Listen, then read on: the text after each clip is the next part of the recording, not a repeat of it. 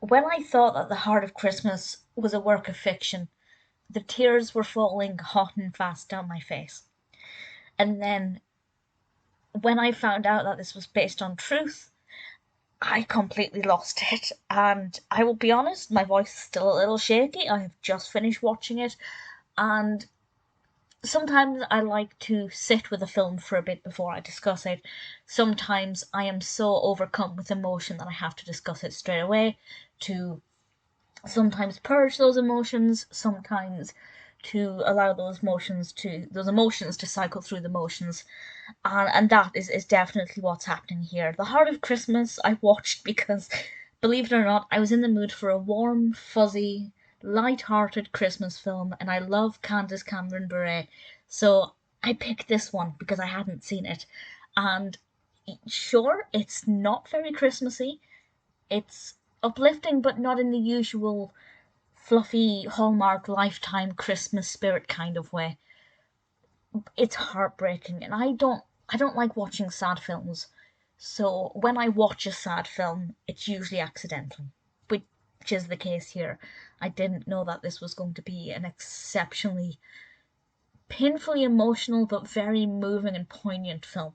And I'm glad that I accidentally watched it thinking it would be a positive, fluffy Christmas film, because like a lot of people, I sometimes often struggle to put things into perspective and fail to remember what is most important in life.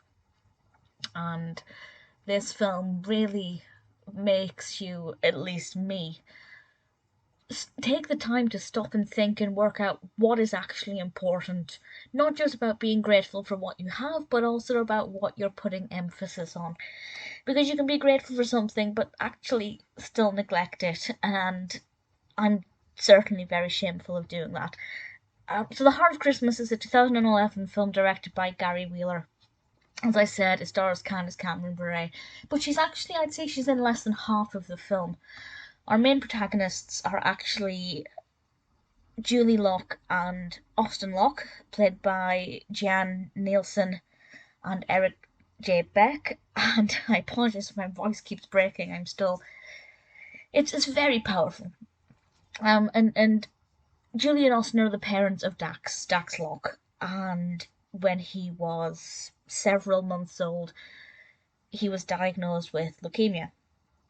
And that's sad for a work of fiction.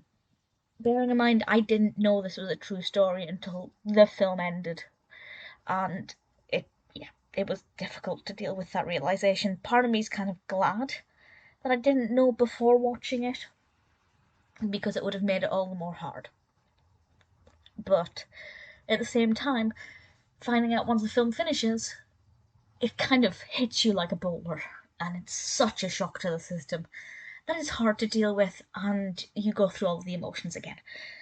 And obviously, it's all about their journey with Dax, and his chemotherapy, how he responds to that, the different kinds of treatments he's offered, and the absolutely horrific roller coaster journey that they go on. But it's not 100% depressing. It's not just about the heartache and the pain and the struggle. It's about the positive, uplifting messages the neighbours give them when they come together as a community, the community of mothers at the hospital, who are all helping each other and supporting each other as their children are going through very similar illnesses and treatments. And Candace Cameron comes into this as the character called Megan, she works 10 hours a day, she barely sees her family, she doesn't really have time for her children. She happens upon this family by chance, or their story at least. And she begins reading their blog.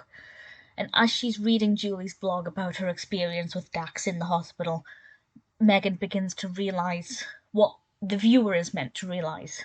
And it's all about perspective, being thankful for what you have, and spending time with your family or your loved ones while you have that time, because there might not be a future.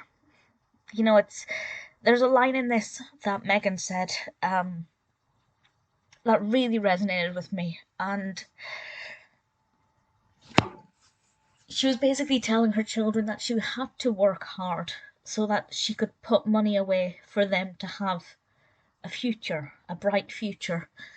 And by reading Julie's blog about Dax's illness, she begins to realise that there might not be a future, and you can't put all of your eggs in that one basket that is currently so far out of reach. You may never get to it. You have to spend some time with your family, with your loved ones, living for today.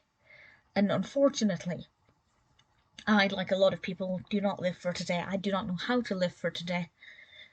We live in a world where we constantly have to save for tomorrow, work hard for a better tomorrow, and this film makes me realise, basically slaps me in the face and says, wake up. A lot of people don't get to have a tomorrow, and you need to do something about it. And it's such a powerful, moving, heartbreakingly beautiful film. It's beautifully heartbreaking and heartbreakingly beautiful. It is the most perfect roller coaster, by which I mean, had this been a work of fiction, they had perfectly executed the ebbs and flows of the emotional journey, giving us hope that Dax is getting better, dropping straight down with some bad news, picking things up with beautiful community support, and completely, 1 minute crying from distress, then the next minute crying with sheer joy and gratitude for the fact that these people existed. And that's even when you think it's a work of fiction.